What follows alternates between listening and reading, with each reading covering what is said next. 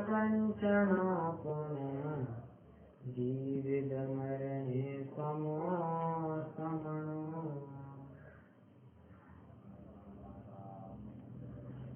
शारीरिक दोष और भक्ति संक्रांत की चर्चा चल रही है, जिसमें शारीरिक दोषों के अंतर्गत हम कुल 39 दोषों की चर्चा कर चुके हैं। आज 7 दोषों को पूरा करके भक्ति संक्रांत की भी चर्चा वाइंड अप करने का विचार है, तो इसके तरह कुछ नहीं बढ़ेंगे। चलिए, वैसे ये जो 48वां गायक दोष था, इसी के अंतर्गत एक जो सब पॉइंट बताए थे मैंने बताया था कि नग्न दोष बताया था, एक पतित दोष बताया था, या नहीं रुधिर दोष बताया था। ये सब बातें हैं। इसमें और भी समझना कि कोई अति वृद्धा या कोई अति बाला हो, दोनों ही पॉइंट है। मतलब बहुत ही बुजुर्ग व्यक्ति या बहुत ही बालक व्यक्ति, ये भी मुनिराज को आहार अगर देते हैं तो दोष के अंतर्गत आएगा। अब इसके पीछे थोड़ा लॉजिक समझना चाहिए। कोई अति बाला है, मतलब बहुत ही छोटे उम्र का कोई जीव है, अगर वो दान देना चाहेगा तो सबसे पहली बात कि उसे दान की यथावत विधि पता है। तो अभी तक वो 8 मूल गुणों का ही यथावत पालन करने में लगा हुआ है। 8 मतलब फिर आगे बढ़कर वो जब गृहस्थ अवस्था में प्रवेश करेगा, तत्पश्चात उसे ये सब मालूमात होगी है। जैसे जैसे घर वाले मुनिराज को आहार देंगे तब उसे पता चलेगा। ऐसा थोड़ी ना है कि अचानक वो मूल गुणों के संस्कार हो गए और उसको बता दिया कि हाँ भाई ये तुम समझ लो, नहीं होता है। और कभी कभी होता ये है कि कोई अति बालक जी होता है, वो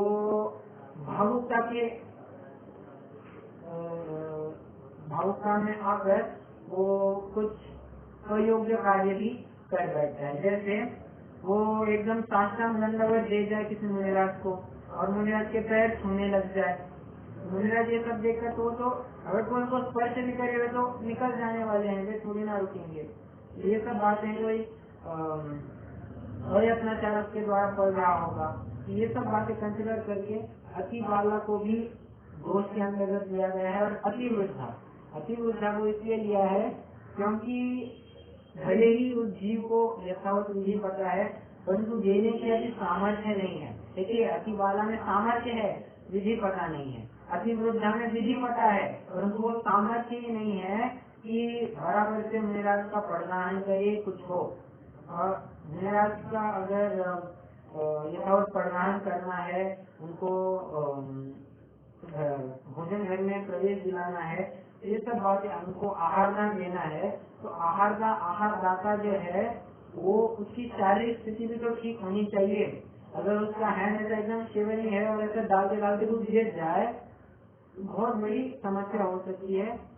दान देने के बजाय गिर ज्यादा सकता है। तो ये सब बातें हैं। इन सब बातों को विचार करके अति वृद्धा को भी घोष के अंतर्गत लिया गया है। ठीक है, चलिए, ये गायक दोष में कुछ और बिंदु ऐड करने थे। आ जाते हैं हम अपरिणामित दोष के अंतर्गत। अपरिणामित दोष क्या कहता है? 40वां दोष है, प्रॉपरली प्रोसेस या अचित न हुए हो। जैसे मान लीजिए कोई सेब बनना है, सेब मुनिराज को देना है, तो उसको अचित कैसे किया जा सकता है? या तो उसको उबाल लिया जाए, या उसका जूस बन जाए, या उसके ऊपर इस तरह का नमक लगा दे कि उसमें से वो पानी निकलने लग जाए। तो मतलब अच्छे से वो हाँ, और उसकी जो शिराएं होती है उसमें अच्छे से वो नमक भिन जाए, तब जाकर उसको प्राकृत या अचित माना जाता है।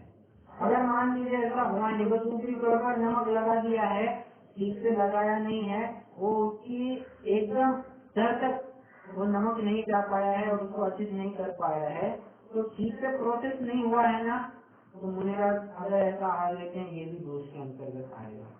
मान लीजिए उनको आम का रस देना है। आम का रस देते वक्त कई बार हमारे पास ऐसा होता है, हम जब मिक्सी में ग्राइंड करते हैं या कोई ग्राइंडर लेकर उसको ग्राइंड करते हैं, तब आम के छोटे छोटे ऐसे पीसेस बच जाते हैं, वो पूरी तरह से मिक्स या ग्राइंड नहीं हो पाता है। तो अगर ऐसी बात है तो वो भी इस अपरिणामित दोष के अंदर है। प्रॉपरली प्रोसेस होना ही चाहिए, थोड़ी सी भी कचास नहीं रहनी चाहिए। मतलब यहाँ ये कहना चाह रहे हैं कि अप्रासुक वस्तु निराश को नहीं दी जा सकती है। अब प्रासुक करने की क्या विधि होती है, ये मैं अभी एक संकेत मात्र कर देता हूँ। आगे अगर जब भी 11 प्रतिमाओं में सचित्र त्याग प्रतिमा की चर्चा होगी तब अवश्य इसकी चर्चा उठाई जाएगी। अभी तो एक मूलाचार का छंद बता देता हूँ।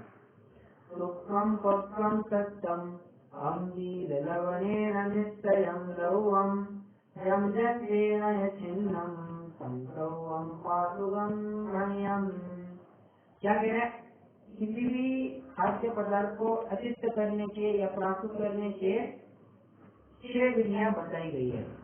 सुखम सुखाकर, पक्वम पकाकर, तत्तम तपाकर, अम्बील उसमें खटास लाकर, लवणेन नमक लगाकर, जम जलने छिन्न किसी यंत्र के माध्यम से छिन्न भिन्न करने पर, ये 6 माध्यमों से प्रासुक किया जा सकता है। एक छोटा उदाहरण देता हूँ। सुखाकर, सुखाकर के केस में हम धूप में कुछ भी वस्तु सुखा दी, जो हरी वस्तु थी उसको सुखा दिया, जैसे केरी के बनाए जाते हैं, शायद मैं सही बोल रहा हूँ, तो उसके केस में सुखाकर हाँ तो वो भी बात बन सकती है। सुखम पकम पकाकर सब्जी पका दी या एक कोई फल पका दिए तो वो भी अचित हो गया। सत्तम तपाकर, पानी तपाकर हम अचित किया जा सकता है। अम्बील खट्टा लाकर, जैसे कोई फल था, मान लीजिए सेब था, उसके ऊपर हमने नींबू निचोड़ दिया और वो एकदम उसकी शिराओं में जाकर वो एकदम भिन गया, वो अचित हो गया। तो खटास लाकर भी किया जा सकता है। लवणेन, जैसे मैंने अभी उदाहरण दिया, नमक भी लगाकर किया जा सकता है। कोई मौसमी खा रहे हैं, संतरा खा रहे हैं, तो पहले नमक लगाया होगा, उसके बाद खाया जाएगा, वो फिर प्रासुक कहलाएगा।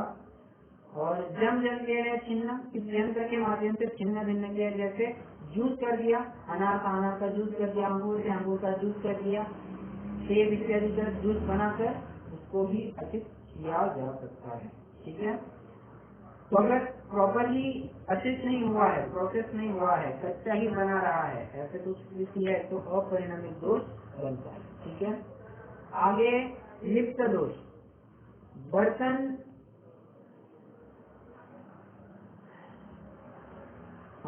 बर्तन मिट्टी, चूना, चावल इत्यादि से लिप्त हो तो आहार न करे। मतलब कई बार चावल पकाने पर वो चावल ऐसे ही थोड़े बर्तनों को चिपक जाते हैं और गलती से हमारे अंगूठे के माध्यम से, हाथ के माध्यम से वो दब जाते हैं, प्रेस हो जाते हैं और स्प्रेड होने लग जाते हैं। ठीक है, तो ऐसी कुछ बात है, तो हो सकता है कि उस चिकनाई को लेकर सूक्ष्म जीव जंतु आए और वे हाथ को प्राप्त हो, तो ये भी एक संभावना बनती है।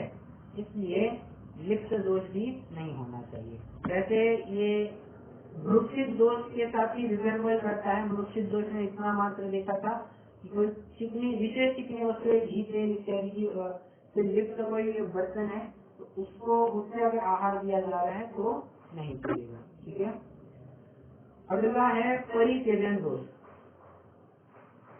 इसमें मूल शब्द है त्याग, त्यजन। त्यजन ये शब्द त्याग से बना हुआ है। और परि, परि मतलब क्या होता है?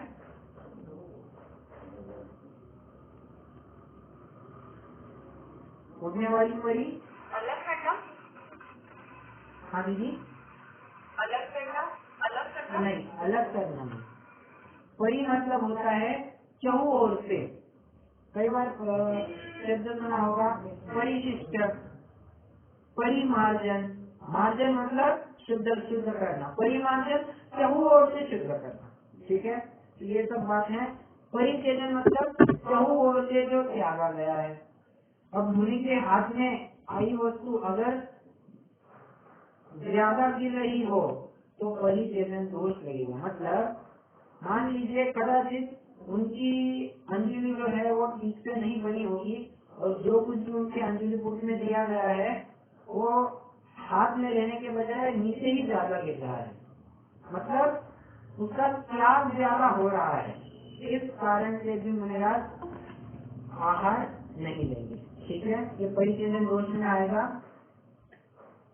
हाँ, परंतु एक बात इसमें ध्यान रखना, ये प्रासंगिक अवस्था से हुई बात है। मतलब मैं ये कहना चाह रहा हूँ कि मुनिराज के अंजलि पुट में कुछ आया और वो किसी प्रसंगवशात ही वो ज्यादा गिर रहा है। ऐसा नहीं समझना कि मुनिराज ने जानबूझकर वो गिरा दिया।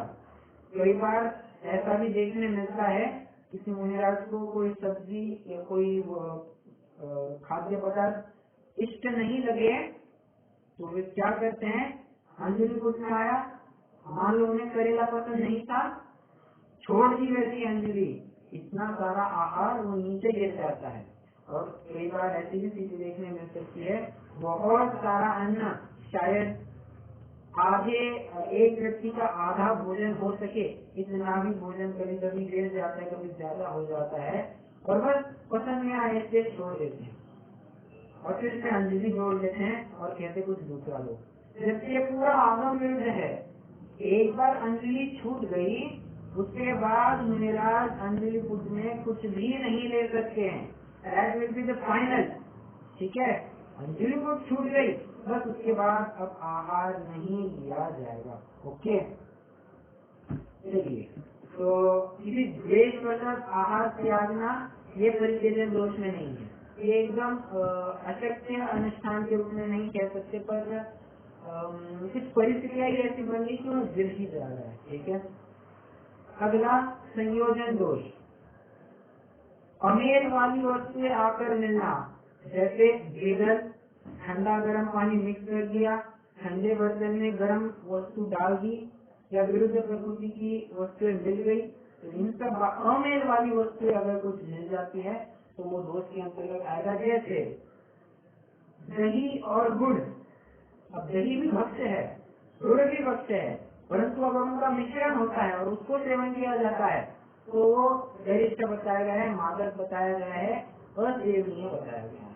ठीक है, और भी समझ सकते हैं, द्विदल की केस में ले सकते हैं, अपन सब्जी रोटी खा रहे हैं, उसी के साथ कुछ दही भी खाए जा रहे हैं, नहीं चलेगा, ये द्विदल के अंतर्गत आएगा। दूध दुग्ध पदार्थ को मैं जैसे कल कहा था, एकदम अलग से डील करना चाहिए।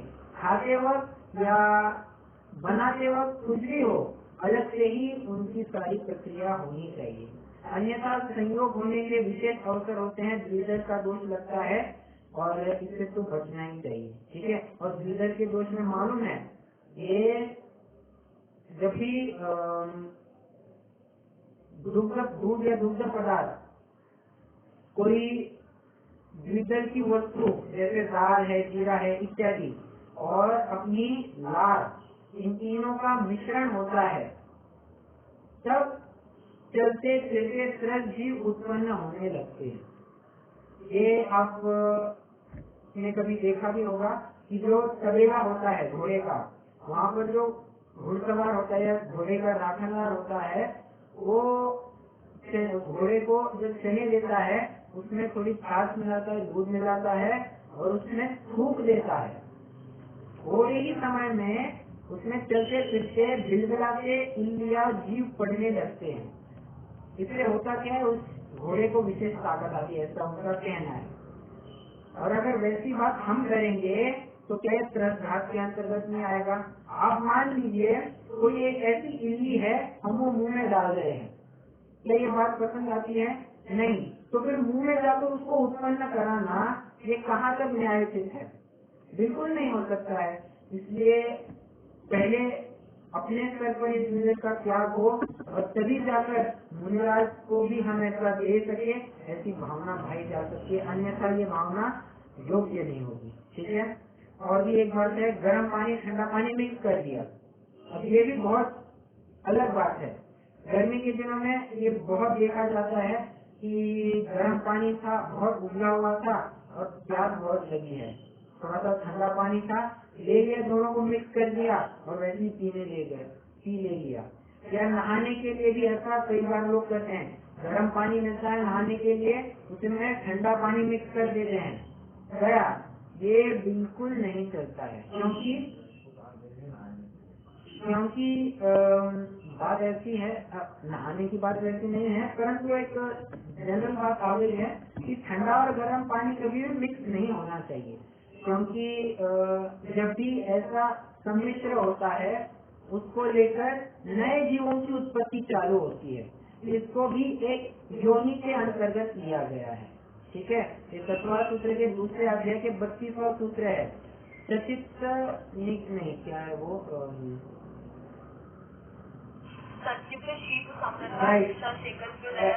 राइट। तो वो वहाँ पर 9 प्रकार की योनियां बताई गई है। सचित, शीतल, समृद्ध, उनके अपोजिट मतलब उनके इतर और उनके मिक्सचर, ऐसे कुल 3, उनके 3 अपोजिट और 3 इनके मिक्सचर, ऐसे कुल 9 योनियां बताई गई है।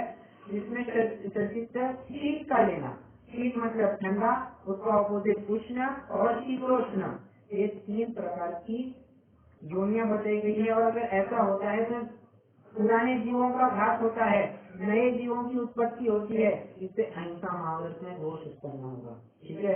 इसलिए ठंडा पानी गर्म पानी मिक्स करके नहीं लेना होगा। जो कुछ भी होगा, या तो पूरा गर्म पानी लिया जाए या तो पूरा ठंडा पानी लिया जाए। ओके, चलिए, संयोजन दोष हो गया। अगला प्रमाण दोष।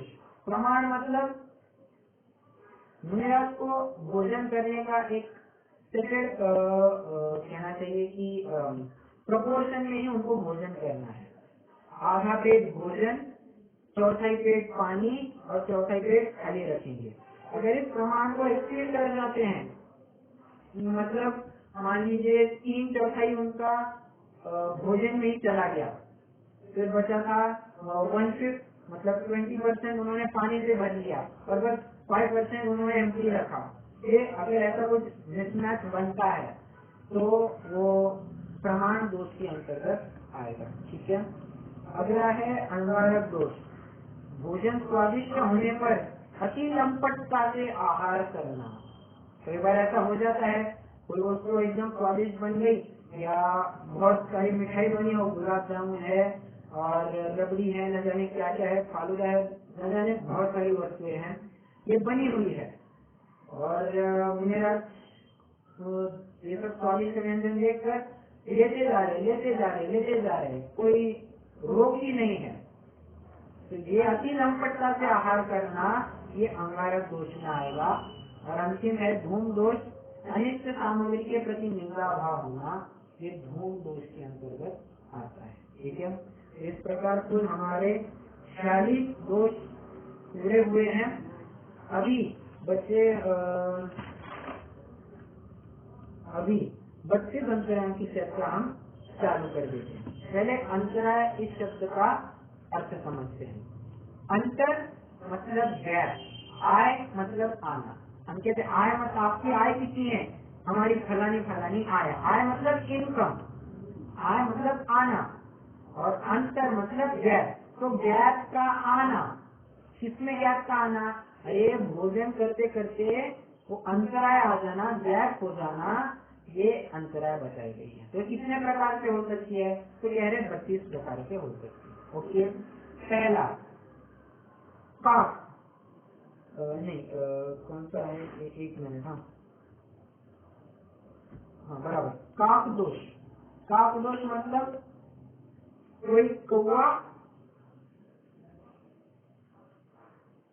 आकर भोजन करते करते बीट कर जाए। मान लीजिए मेरा भोजन कर रहे हैं तो कोई कौवा आया और वो बीट कर गया। अब ये यूजुअली जब आहार जंगल में हो रहा होता है तभी ये संभव, क्योंकि घर में तो ऐसा कौवा आने का कोई प्रश्न नहीं, और घर में अगर कौवा पाला है, वैसे कोई पालता है नहीं, पर अगर कुछ होगा तो मुझे आज उसी को देखकर ये आहार क्या देते, क्यों ये बंदिस्त प्राणी को देखकर तो वे अंतराय मान जाते हैं, ठीक है।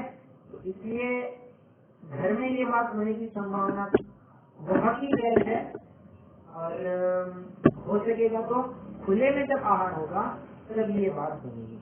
और वैसे मेरा ये प्रश्न है, क्या सिर्फ कौवा यहाँ पे आएगा या कोई और भी पक्षी यहाँ पे आएगा? सभी आ जाएंगे। देखिए, एक न्याय होता है उपलक्षण न्याय। उपलक्षण न्याय मतलब कहा एक, समझना बहुत कुछ।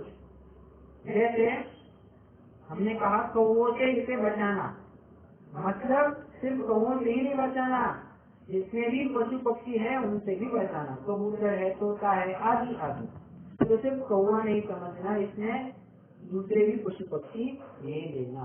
ओके। दूसरा, अमेध्य अंतराय। रिश्ता में पैर पड़ गया, चलते चलते मान लीजिए कुछ ऐसी देखिए, चल अब ये शंका उत्पन्न करने वाली है कि मुझे आज ईडिया समिति से चलते और उनकी रिश्ता में पैर कैसे गिर गया। ये तो एक सहज रूप से प्रश्न उपस्थित हो सकता है, परंतु मान लीजिए ऐसी कोई केस बन गई कि वो जो विष्टा थी उसके ऊपर किसी ने मिट्टी डाल दी थी, और चलते चलते फिर उसके ऊपर उनका पैर, अब मिट्टी के ऊपर कोई एनालाइज थोड़ी ना कर सकता है कि हाँ भाई यहाँ पे विष्टा है या कुछ है, देख नहीं पाए और चलते चलते पैर रख दिया गलती से, तो विष्टा में पैर गिर गया। इस स्थिति में फिर वे वहाँ पर शुद्धि करेंगे, कायोत्सर्ग करेंगे, बैक टू पवेलियन, वे अभी आगे आहार के लिए नहीं करेंगे, ठीक है। तीसरा है सर्दी दोष। सर्दी मतलब सर्दी, भोजन के काल में कोई वमन इत्यादि की स्थिति बन जाए या सर्दी की कोई स्थिति बन जाए तो ये सर्दी अंतराय के अंतर्गत आएगा। ओके। अगला है रोधन।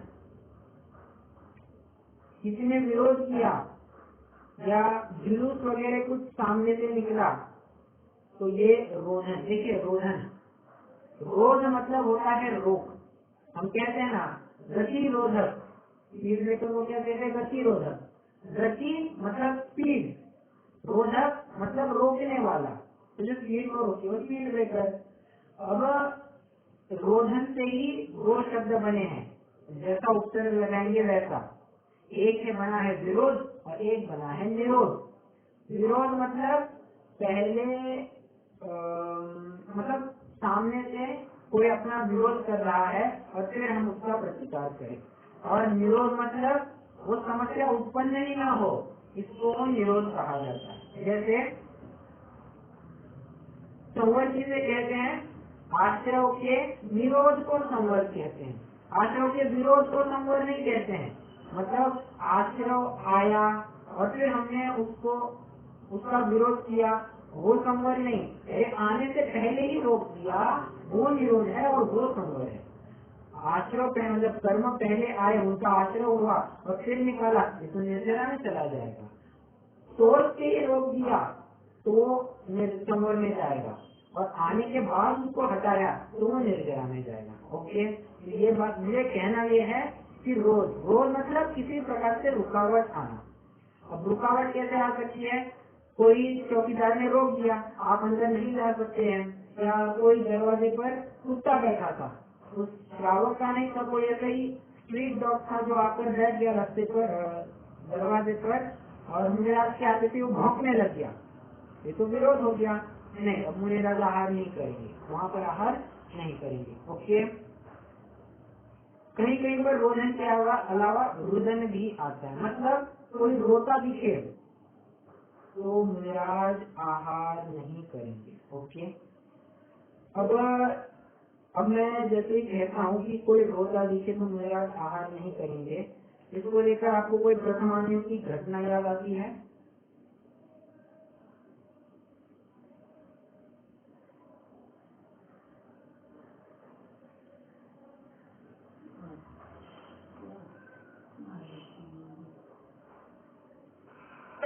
की कथा। राइट, चंदन बाला की कथा। चंदन बाला को बंदिश बनाया गया था, उसके मतलब सिर मुंडाया था, सांसल हाथों में, हाथ पैरों में सांसल बांधी थी, सफेद साड़ी थी, राजकुमारी थी।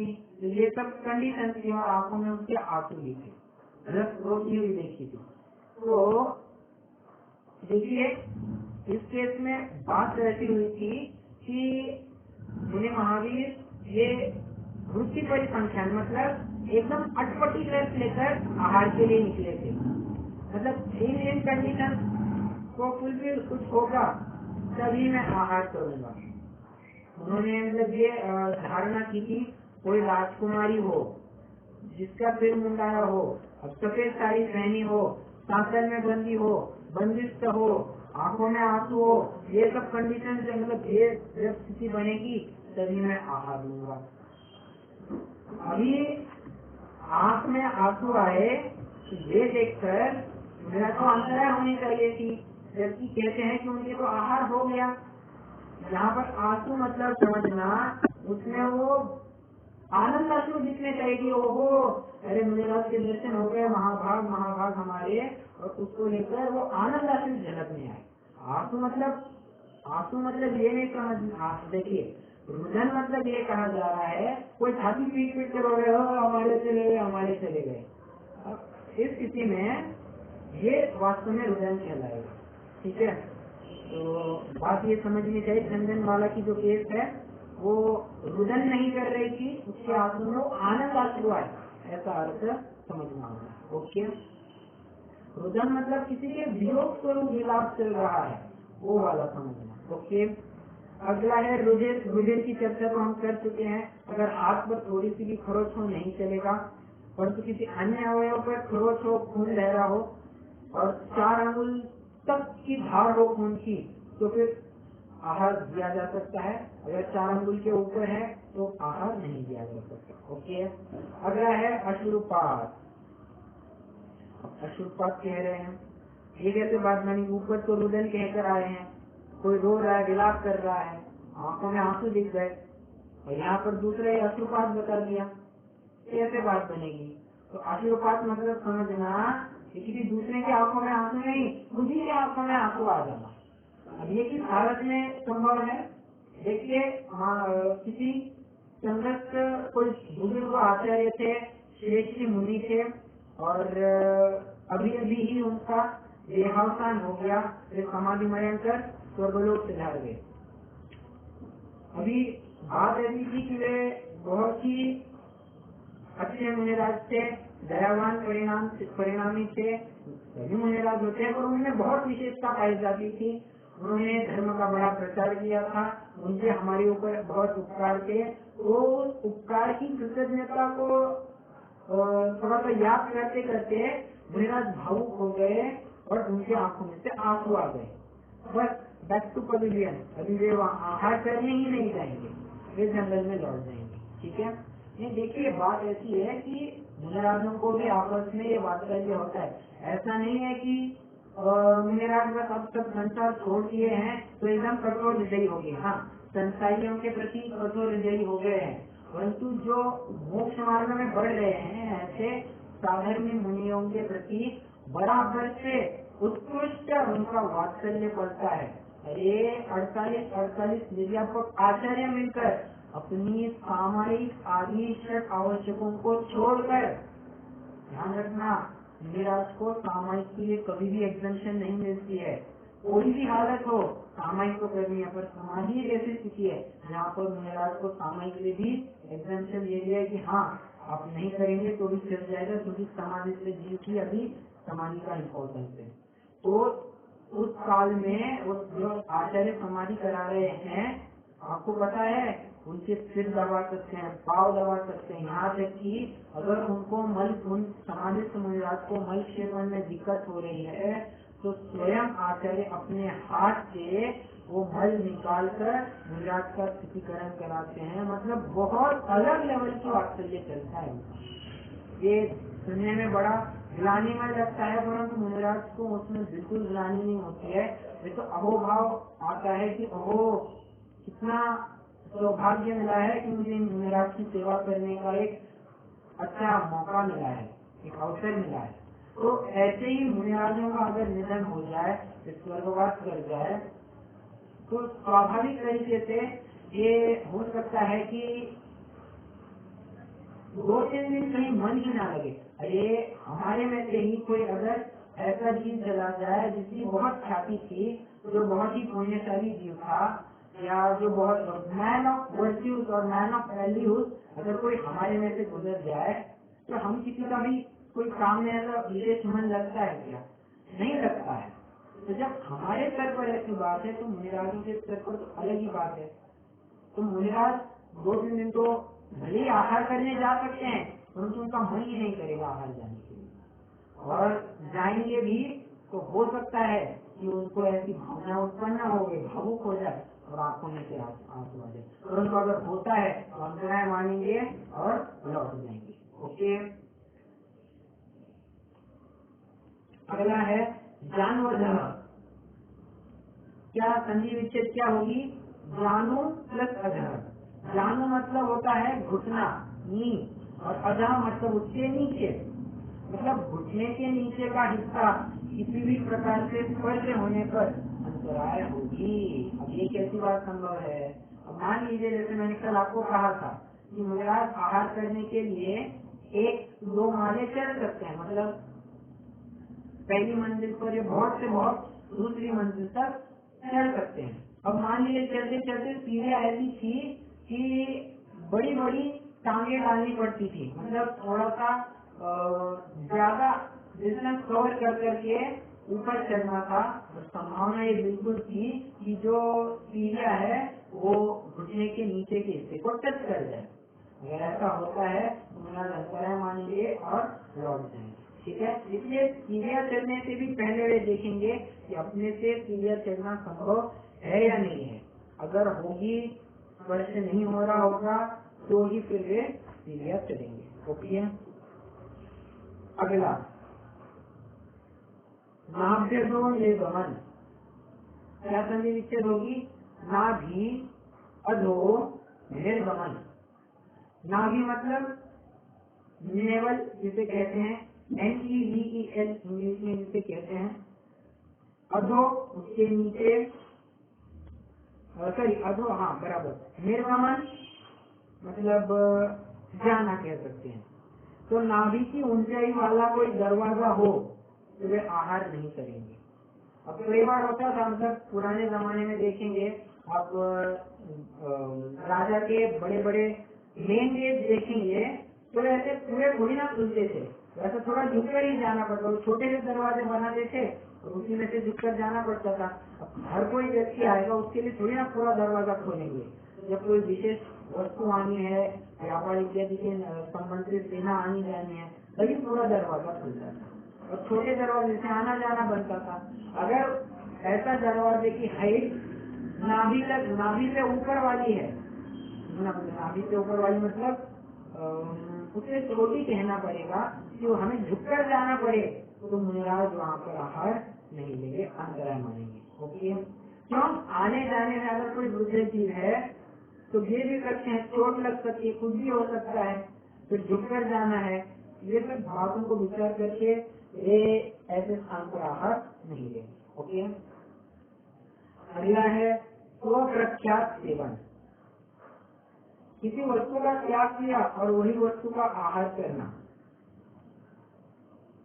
मान लीजिए कोई मुनिराज ऐसा अभिग्रह करके चले थे कि अगर दूध आज बिना शक्कर का मिलेगा तो ही मैं लूंगा, और श्रावक ने कह दिया, और श्रावक ने लिखा कि महाराज ये बातें हैं, ये दूध है, इसमें शक्कर नहीं डाली हुई है।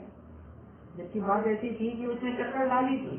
अब शक्कर डाली है नहीं डाली ऊपर से थोड़ी ना समझ में आ सकता है।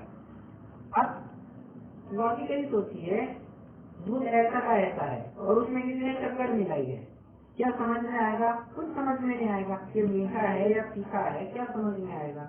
और श्रावक को ऐसी विशेष जानकारी नहीं थी, उसने मुनिराज को दे दिया, मुनिराज ने तो त्याग किया था, जबकि उसका सेवन हो गया, नहीं चलेगा, अंतराय मानेंगे, चले जाएंगे। ओके, आगे है जीववध, मतलब कोई डेड बॉडी दिखे, मृत कलेवर दिखे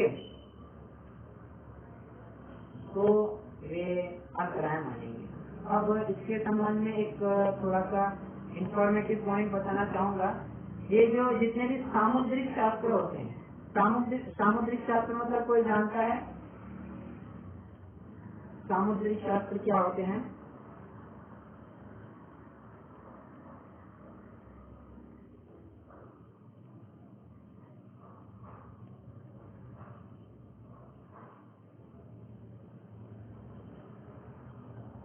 आवाज नहीं लक्षण तीर्थंकर भगवान के होते हैं। देखिए ना, लक्षण आपने बराबर कहा। तो तीर्थंकर भगवान की ही नहीं, परंतु किसी भी एक चिन्ह विशेषण का जो शास्त्र होता है, मतलब कोई चिन्ह देखा और निमित्त ध्यान लगाया कि इसका क्या कॉन्सिक्वेंस हो सकता है, तो इसको सामुद्रिक शास्त्र बताया जाता है। तो सामुद्रिक शास्त्रों में, चिन्ह शास्त्रों में मृत कलेवर देखना, डेड बॉडी देखना, ये शुभ शगुन बताया गया है। किसी भी मृत शरीर को देखा तो उसे शुभ शगुन बताया गया है। अभी ये शुभ शगुन मतलब समझना, ये वैराग्य की दृष्टि से शुभ शगुन बताया गया है, क्योंकि जीवन की या संसार की अनित्यता अचरणता को विचारने के लिए ये और विशेष प्रेरणा देता है, संयम मार्ग में बढ़ने के लिए, प्रशस्त होने के लिए एक और अवसर प्रदान करता है, इसलिए ये शुभ शगुन बताया गया। इस अपेक्षा से समझना, अन्य अपेक्षा से बात नहीं करती। ठीक है। अगला है काकाजी पिंड हरण। काक मतलब कौवा, आदि मतलब कौवे और बहुत सारे, जो कुछ भी होगा। पिंड हरण, पिंड मतलब होता है समूह, हरण मतलब हाथ से निकाल लेना उनके। के अंदर कुछ में कुछ गिरा, मतलब दातर ने दिया, कौवा आया, कोई पक्षी आया, उठाकर ले गया, अंतराय मानेंगे, निराश चले जाएंगे। ओके। और यही केस, अब काकाजी मतलब सिर्फ कौवे पक्षी नहीं समझना, अगर कोई मनुष्य भी ऐसा करता है तो वो भी काकाजी पिंड हरण में आएगा। क्या कोई मनुष्य ऐसा करेगा? लगातार आहार दे रहा है, इतना शुभ काल है, ये इतना शुभ अवसर है कि मनुष्य को आहार दिया जा रहा है, और कोई मनुष्य आकर उनके कर पात्र में से वो आहार का ग्रास छीनेगा? क्या ऐसा कभी संभव है?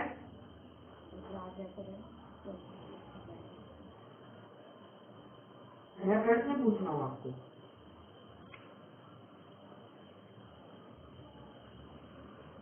अगर उनका पूर्व का दुश्मन हो, ऐसा कुछ हो तो विघ्न के लिए कर सकता है। हाँ बराबर, विघ्न के लिए कर सकता है।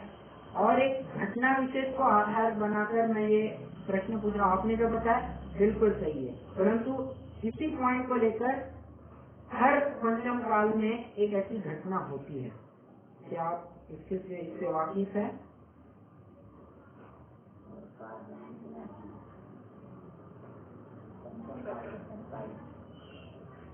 देखिए, तो होता ऐसे है कि जब ये पंचम काल का अंत होने को होगा,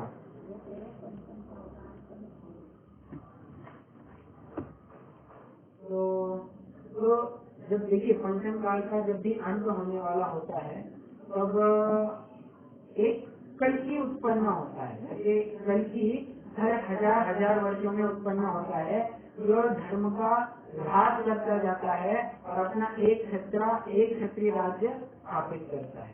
तो ऐसे ही जब 21वां कल्कि होगा इस पंचम काल का, तो वो पूरे जगत को जीत लेगा, उसे अपने अधीन बनाएगा। और वैसे मैं ज्यादा स्टोरी में नहीं जाऊंगा, और वो मंत्री को पूछेगा कि आपको कोई ऐसा जीव है जो हमारे अधीन नहीं है? मंत्री कहेगा नहीं, पर दूसरा मंत्री कहेगा हाँ, नर्म दिगंबर मुनिराज है जो किसी के अधीन नहीं जाते, उनको किसी की जरूरत नहीं होती है। बस एक एक्सेप्शन है, वे आहार के लिए आते हैं। तो फिर राजा आदेश देता है कि उनके कर पात्र में जो भी पहला ग्रास आएगा, हम उसे टैक्स के रूप में, कर के रूप में छीन लेंगे, और यही बात बन जाएगी।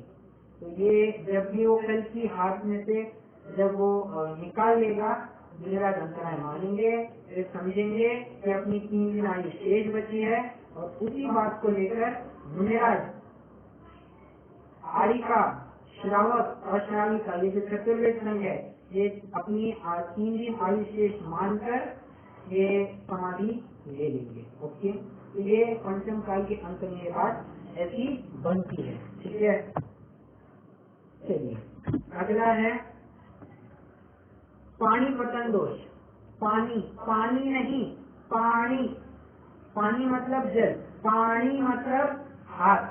ठीक है, पानी मतलब हाथ। और भोजन करते वक्त यदि असावधानी के कारण ज्यादा आहार गिर जाए तो वो पानी पतन के आएगा, अंतर्गत आएगा। ओके, अगला है पानी जंतु।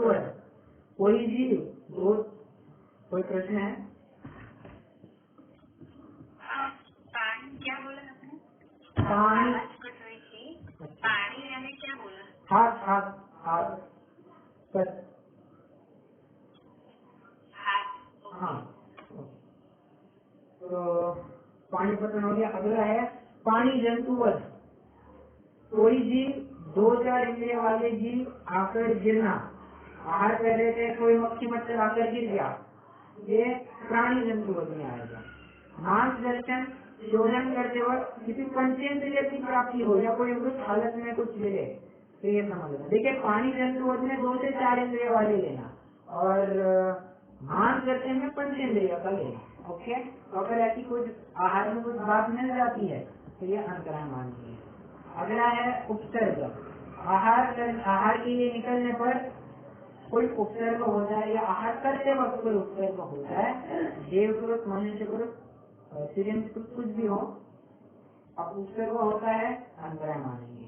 पादांतर, आहार के लिए खड़े होने पर पैरों में भी कोई बड़ा जीव निकल जाए, जैसे चूहा, छिपकली, मेंढक, कुछ उनके पैरों के बीच में से निकल जाए तो वो पादांतर नामक अंतराय में आएगा। ओके, अब मेरे इस संदर्भ में 2 प्रश्न हैं। इसको अंतराय के अंतर्गत क्या लिया गया है? दूसरा प्रश्न बाद में पूछता हूँ। मेरा पहला प्रश्न है कि कोई चूहा, मेंढक इत्यादि निकल जाए तो उसे अंतराय के अंतर्गत क्यों लिया? हाँ, ध्यान से हो जाता है इसलिए। ठीक है, फोकस तो मतलब आगे मतलब डिस्टर्ब हो जाएगा। नहीं, ये इतना एक्ट नहीं रहेगा।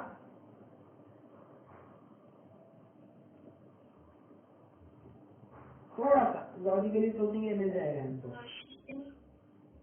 राइट। अरे हमने अभी कहा था, प्रदान करते वक्त आहार जब शुद्ध है तो जब रसोई घर में ही एक चूहा, मेंढक मनुष्य को डरे बिना इधर उधर घूम रहे हैं तो शुद्धि का क्या स्तर होगा? और किस बल पर श्रावक कहता है कि आहार जल शुद्ध है?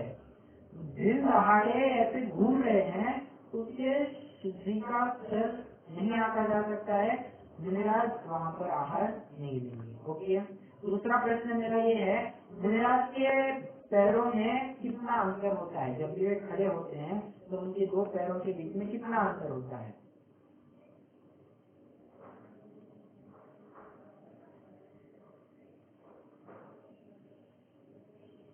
हुई है अपनी चर्चा? आपने बताया सब याद नहीं रहा। 4 अंगुल प्रमाण जगह 2 पैरों के बीच में रहती है। ठीक है, इसका कारण विशेष भी ये है कि प्रॉपर बैलेंस बना रहता है। अगर पैर एकदम चिपका कर रखेंगे, हो सकता है आगे पीछे कहीं भी गिर जाए, परंतु थोड़े पैर फैला कर रखेंगे तो बराबरी से वो बैलेंस भी बना रहेगा, गिरने की कोई संभावना नहीं रहेगी। ओके, आइए अपने प्रकरण में अगला आंसर देखते हैं। पात्र संपात, दाता के हाथ से बर्तन गिर जाना,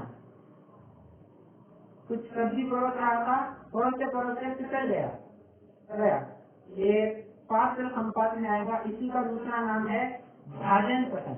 ओके, अगला है उच्चार, आहार के काल में मल का क्षेपण हो जाना। ठीक है, ये उच्चार नामक अंतराय में आएगा। प्रश्न, हाँ,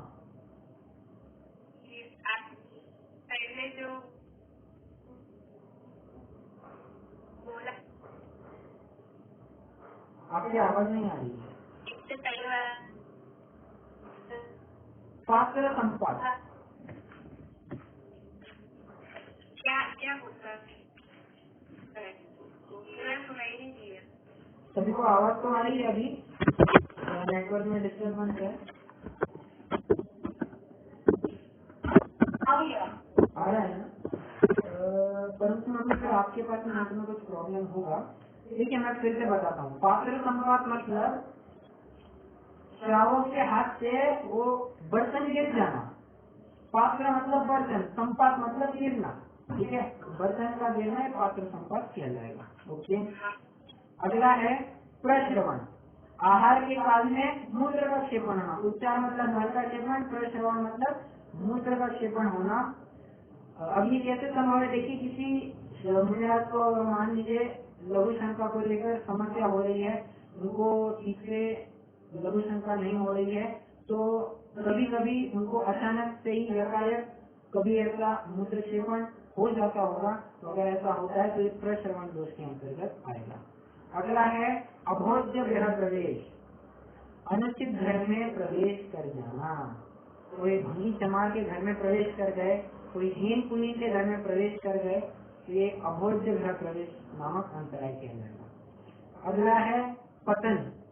आहार करते वक्त मुनि मूर्छित होकर गिर पड़े, होगी कुछ समस्या, बार बार उनको मूर्छा आ रही होगी, मूर्छित होकर गिर गए, ऐसा भी हो सकता है। कुछ समस्या नहीं हो परंतु बहुत काल का उनको उपवास हुआ होगा या बहुत काल से विशेष आहार नहीं मिल पाया होगा, तो इस स्थिति में शारीरिक स्थिति बहुत कमजोर हुई होगी और उसको लेकर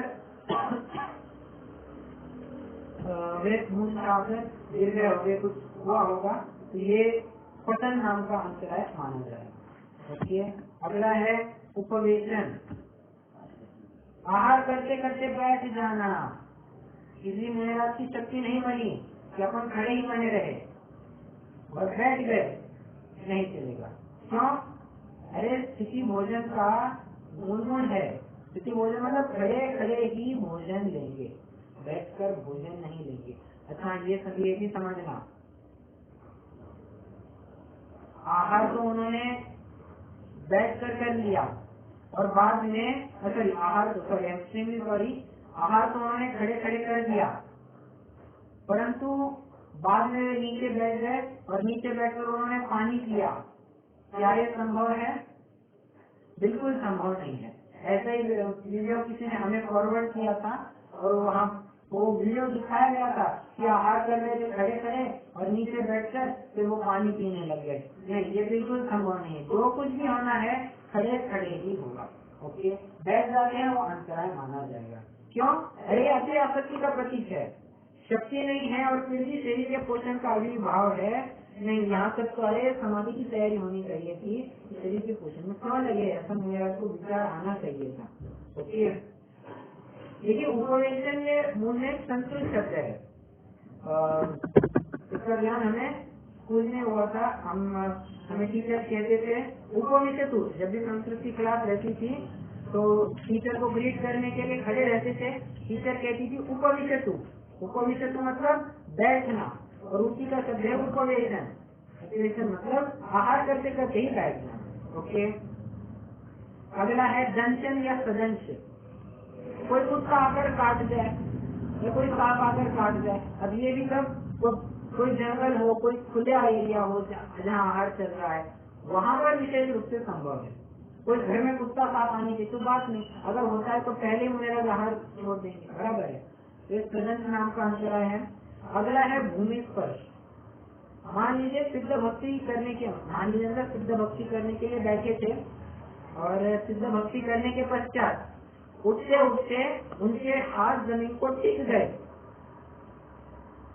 अंतराय होगा। क्यों अंतराय?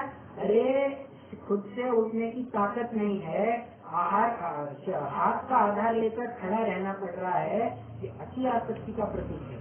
ठीक है, तो ये भी भूमि स्पर्श के अंतर्गत अंतराय में आ जाएगा। अगला है निश्चीवन, जिसमें कफ थूक आ जाए, जैसे भोजन करते करते नाक बहने लग जाए, तो उस स्थिति में वो निश्चिवन नाम का अंतराय बनेगा, मूलराज आहार त्याग देंगे। अरे तो साक्षात अशुचि भावना का परिचायक है कि नवद्वार बहे जिनकारी असदेह करे चिंगारी, ये नाक बह रही है और फिर भी मैं आहार करूँ, कितने अति आसक्ति का प्रतीक होगा। साथ ही अनुप से भक्ष्य में भी जाएगा, शुद्ध भोजन की ऐसे बात बनेगी। ठीक है, इसलिए ये निश्चिवन नाम के अंतराय को भी डालकर आहार लेंगे। अगला है कृमि। भोजन करते वक्त पेट में से कृमि बाहर आ जाए, होते हैं हमारे पेट में कुछ कृमि होते हैं, कुछ कीड़े मकोड़े होते हैं, अब भोजन करते करते ही वे बाहर आ जाए तो ये कृमि नाम का दोष बनेगा। अगला है अदत्त ग्रहण। अपने ही हाथ से भोजन सामग्री ले लेना, बस भोजन बनाए रखा था तो स्वादिष्ट वस्तु अच्छी लगी, ले लिया और अपने पात्र में ले लिया, वैसे संभव नहीं है। क्यों? अगर अंजलि छूट गई है फिर से आहार कैसे लेंगे, और एक हाथ में वो उठाएंगे दूसरे हाथ में लेंगे तो दूसरे हाथ में कितना तो ले पाएंगे, गिरने की भी विशेष संभावना है, और ये भक्ति भाव का प्रतीक नहीं होगा, ये अति आसक्ति का प्रतीक होगा, इसलिए अदत्त ग्रहण नहीं लेना। साथ ही साथ ये आचार्य महाव्रत की भी भावना का पालन नहीं होगा। ठीक है, क्योंकि अदत्ता दानम तेयम, हम परिभाषा ही देख चुके हैं, बिना लिए लेना, बिना भक्ति भाव लिए लेना, ये चोरी के अंतर्गत आता है। ठीक है, चलिए अगला है प्रहार। भोजन करते हो कोई खड़गादि से प्रहार करे तो वो प्रहार के अंतर्गत आएगा। खड़ग मतलब तलवार, तलवारी नहीं समझना, अभी इसमें डंडा वगैरह सब समझ लेना। कोई डंडा लेकर पटक दे जिससे, या कोई तलवार से वार करे, ये प्रहार के अंतर्गत आ जाएगा, अंतराय मान ली जाएगी। अगला है अग्निदाह। ग्राम में आग लग गई है, कुछ हो गया होगा, गांव में आग लग गई है, मूलराज आहार नहीं करेंगे। पाद ग्रहण, पैर से कोई वस्तु उठाना, कुछ होगी बात, मान लीजिए पैरों से नीचे उठा दी, नहीं चलेगा। पाद ग्रहण हो गया। हस्त ग्रहण, हाथ से कुछ भी वस्तु उठाना, मतलब भोजन सामग्री इसमें ले सकते हैं, तो या अन्य कोई भी वस्तु, खुद ही अपना पाटा ले लिया और वहाँ पर खड़े हो गए, ये हस्तग्रहण नाम के अंतराय के अंतर्गत आएगा। और इस प्रकार हमारे अंतरायों की भी चर्चा हो चुकी है।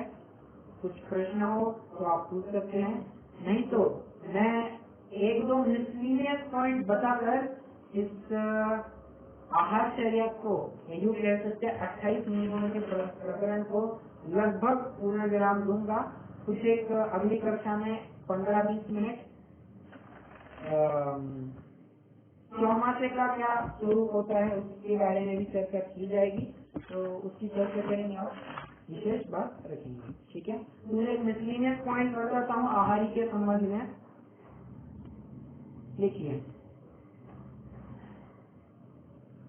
जबकि उघाड़ी पर हो, मतलब पहले के जमाने का विचार करना है, पहले के जो हैंड मिल रहता था, मतलब हाथ की चक्की रहती थी, तो खोल कर रखी होगी, ये अंतराय के अंतर्गत आएगा। ओके, कोई झाड़ू दिख जाए, तो कोई झाड़ू लगा रहा है या कोई साक्षात झाड़ू ही दिख जाए, वो भी अंतराय के अंतर्गत आएगा। या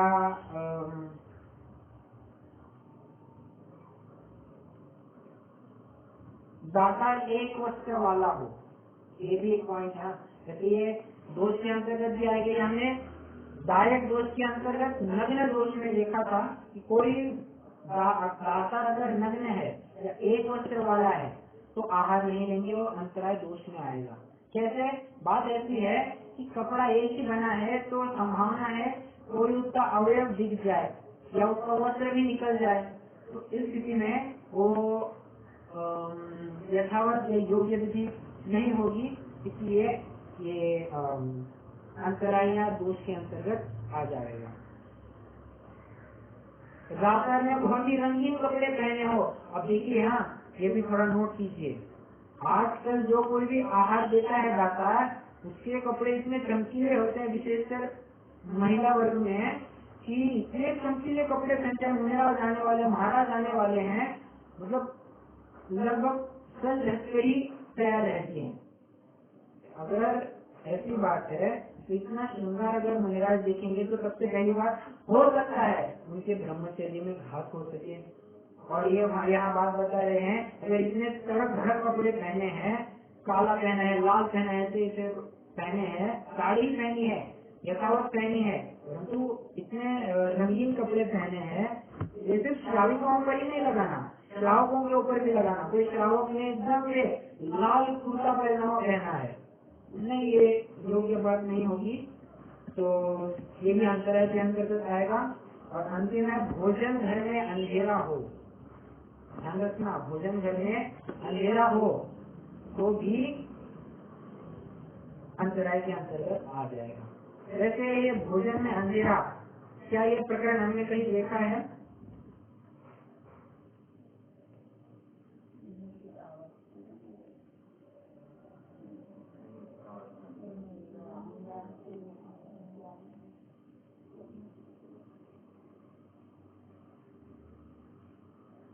नहीं ध्यान आ रहा। अरे हमने ये रात्रि भोजन नाम का जो, हाँ आप कुछ कह रहे थे? नहीं पता है। अच्छा, ओके। तो जो रात्रि भोजन नाम का हमने छठवा अनुव्रत देखा था, तो अनुव्रत में भी हमने ये बात देखी थी कि मुनिराज रात्रि में भोजन नहीं करते और ऐसे स्थान पर भी भोजन नहीं करते हैं जहाँ पर बहुत सारा अंधेरा बना हो। ठीक है, इस संदर्भ में उस प्यार की कथा याद करनी चाहिए जो अंधेरा देखकर भले ही दिन था, परंतु वो जिस बावड़ी में उतरा था वहाँ पर बहुत सारा अंधेरा था, इसलिए उसने अंधेरे को जानकर पानी नहीं पिया था। ओके। और एक बात है, ये अहिंसा महाव्रत, अहिंसा व्रत की जो भावनाएं है उसमें कौन सी भावना है? क्या भाव मनोभुक्ति व्याधान निक्षेपण समित्यालोकित पान भोजनानि पंचा। आलोकित पान भोजन, दिन में भोजन करना मतलब रात्रि में भोजन नहीं करना। अरे मेरे रात्रि रात्रि में करेंगे क्या? अरे रात्रि मतलब सिर्फ ये वाली रात्रि नहीं समझना, ऐसा भोजन कर जिसमें अंधेरा हो वो भी रात्रि के अंतर्गत आता है। ठीक है। और तेल वगैरह लगा के कृत्रिमता से उजाला प्रकट करना, ये भी अति आसक्ति के अंतर्गत आएगा, विशेष आरंभ के अंतर्गत आएगा और कृतकालीन अनुमोदन के स्तर पर मुनिराज को पाप लग जाता है। ओके, कोई शंका हो तो अभी आप अगली कक्षा में ही कर सकते हैं। रुक जाते हैं।